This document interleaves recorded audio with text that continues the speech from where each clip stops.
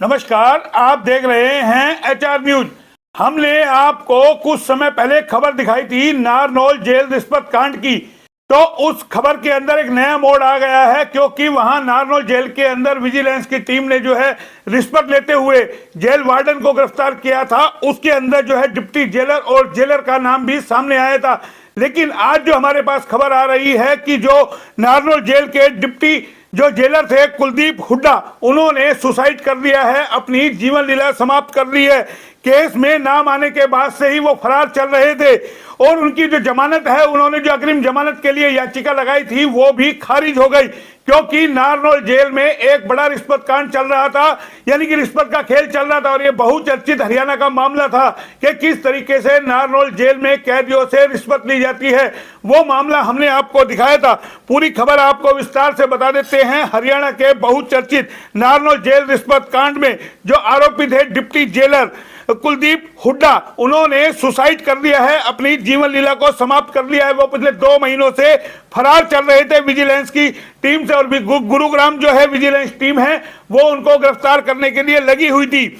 और वो गुरुग्राम में अपने किसी रिश्तेदार के यहाँ उन्होंने जाकर के आत्महत्या कर ली। वो वहीं पर छिपे हुए थे। और राजेंद्र पारक है वहां की जो पुलिस है वो अब ये शव को कब्जे में लेकर के कार्रवाई कर रही है। आपको बता दें, गुरुग्राम विजिलेंस टीम ने नारनौल जेल के अंदर रेड की थी और वहां रिश्वत लेते हुए जेल वार्डन को गिरफ्तार किया था। 1 लाख रुपए की रिश्वत का ये जो मामला था, और उसके बाद से ही जेल अधीक्षक और जेल सुप्रिंटेंडेंट दोनों फरार थे। इसके अंदर जेल वार्डन ने जिस तरीके से पूछताछ में बताया था कि आखिर ये रिश्वत क्यों ली जाती है और किसके इशारे पर ली जाती है, तब जाकर के जेल के सुप्रिंटेंडेंट और जो डिप्टी सुप्रिंटेंडेंट दोनों का नाम आया था। और उसी के बाद से ये मामला हाईलाइट हो गया था कि कैदियों से किस तरीके से जो जेल में जो सजा काट रहे हैं या जो आरोपी हैं जिनका मुकदमा चल रहा है, उनको किस तरीके से हरेस और परेशान किया जाता है, किस तरीके से उनसे उगाई की जाती है। और इसी मामले को लेकर के ये जो कार्रवाई हुई थी और एक शख्स ने शिकायत की थी, वो भी हम आपको विस्तार से बताएंगे कि आखिर ये पूरा मामला क्या है। और जब जेल वार्डन की गिरफ्तारी हुई तो उसमें उनका नाम आया था और उसी को लेकर के जेलर और डिप्टी जेलर जो है फरार चल रहे थे।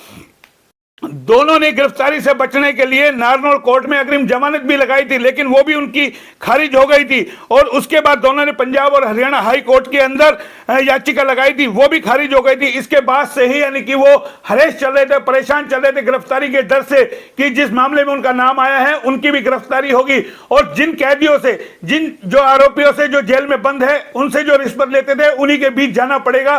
तो क्या स्थिति होगी कि भय था कहीं ना कहीं, और इसी को लेकर के उस भय को, यानी कि जो डर दिमाग के अंदर था, उसी को लेकर के जो जानकारी मिल रही है, सुसाइड किया है उन्होंने।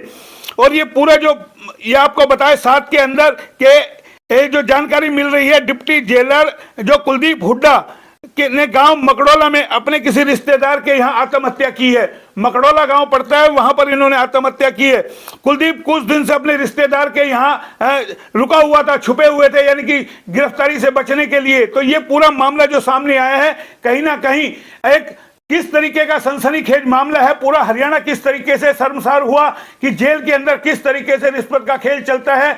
जो जेल में सजाए याफ्ता कैदी होते हैं या जो आरोपी होते हैं जिनका मुकदमा चल रहा था, उनसे किस तरीके से उगाई की जाती है, इसका बड़ा मामला उजागर हुआ था। और गुरुग्राम विजिलेंस टीम ने जो कार्रवाई की थी, और उसके बाद गुरुग्राम विजिलेंस टीम ने जो कार्रवाई की आगे गिरफ्तारी को लेकर के लगातार, यानी कि प्रयास उनके जो है निवास स्थान पर भी, नारनौल जेल के अंदर भी जो है, यहाँ पर जो रेवाड़ी जेल के अंदर जो उनका निवास स्थान था, जो उनको दिया हुआ था सरकारी आवास, वहां पर भी जो कार्रवाई की थी। लेकिन वहां जो रेड फेल हो गई थी, वो भी हमने आपको खबर दिखाई थी कि किस तरीके से मामला क्या था। पूरा आपको मामला बता देते हैं। जो गैंगस्टर विक्रम उर्फ पपला का गुर्गा, जो संदीप नारनौल जेल में बंद था, दोनों आरोपी जो हैं उसे घर से पैसे मंगवाने के लिए, जो डिप्टी सुप्रिंटेंडेंट है और सुप्रिंटेंडेंट है, ये उन जो जेल में बंद है उनसे पैसे मंगवाने के लिए उसको टॉर्चर कर रहे थे, जेल के अंदर परेशान कर रहे थे।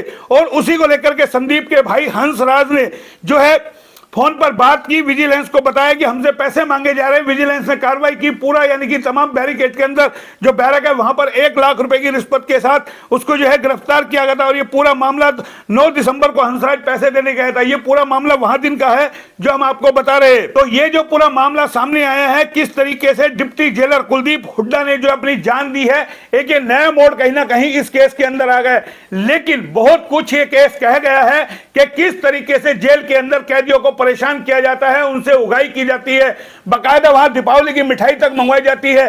कई सारे जो ये मामले सामने आए हैं, ये लगता है कि जेलों में भी कैदी सुरक्षित नहीं है और उनसे उगाई जो की जाती है। लेकिन जब खुद पर आन पड़ती है तो आप समझिए पैसे कमाने की भूख किस तरीके से यानी कि इंसान को अंधा कर देती है। और जब फंस जाते हैं तो उसके बाद सुसाइड कर लिया जाता है। इसके अंदर जिस तरीके से सामने आया कि डिप्टी सुपरिटेंडेंट कुलदीप हुड्डा ने जो सुसाइड किया है, आगे क्या कुछ होगा वो भी हम आपको अपडेट देंगे।